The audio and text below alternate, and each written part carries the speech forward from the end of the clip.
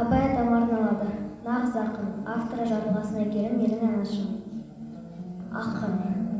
Ақын деген кім?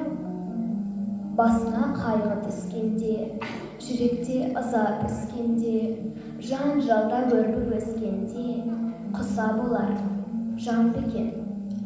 Әлде күнің батқанда, жолда көлдер жатқанда, аңырап жалғыз қалғанда, пана болар тал мекен. Сенімі жоқ серменде, нығмет тілеп жүргенде, шапағат сұрап келгенде, шырағын жағар шам бекен. Дәл осындай ақынды, халқына хақ жақынды сарапқа салар бар мекен? Мен айтайын әлеумет, құлағымды түрегеп, қазақтың ақыны деп талайды айтам, ішінен бөліп жарып Абайды айтам.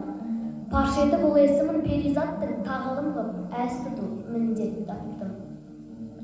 Қазақтың бас ақыны ұлы атамды өзіме үлгі тұтып мақтанғанды.